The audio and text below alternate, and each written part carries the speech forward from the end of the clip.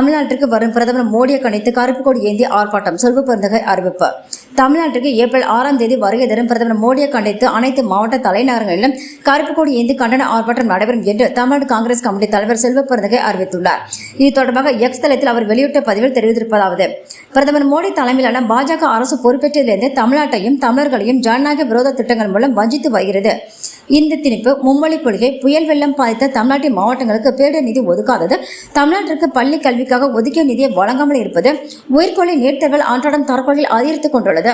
இந்த கொடிய தேர்விலிருந்து தமிழ்நாட்டிற்கு விலக்கு அளிக்காதது, மாநில திட்டங்களுக்கு மத்திய நிதி ஒதுக்கீட்டில் பாரபட்சம் காட்டுவது, தமிழ்நாட்டிலிருந்து அதிகமாக ஜிஎஸ்டி வருவாய் கிடைத்த போது நியாயமாக கிடைக்க வேண்டிய நிதியை வழங்காமல் இருப்பது, பாஜக ஆளாத மாநிலங்களில் கவர்னர்களை வைத்து தேர்ந்தெடுக்கப்பட்ட அரசுக்கு நெருக்கடியை கொடுப்பது, சென்னை மெட்ரோ 2ஆம் கட்டத்துக்காக நிதியை தாமதப்படுத்துவது, மகாத்மா காந்தி தேசிய ஊரக வேலைவாய்ப்பு திட்டத்தை மகாத்மா காந்தி பேரில் இருப்பதால் என்னவோ முடக்க நினைக்கின்றது.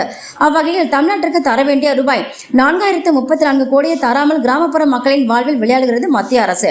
இதுபோன்ற காரணங்களால் தமிழ்நாட்டிற்கு ஏப்ரல் 6ஆம் தேதி வருகை தரும் பாரத பிரதமர் மோடியை கண்டித்து தமிழ்நாட்டில் உள்ள அனைத்து மாவட்ட தலைநகரங்களிலும் மாவட்ட தலைவர்கள் மற்றும் எமது தலைமையில் சென்னையில் கருப்பு கொடி ஏந்தி கண்டன ஆர்ப்பாட்டம் நடைபெறும். இவ்வாறு அதில் தெரிவித்துள்ளார்.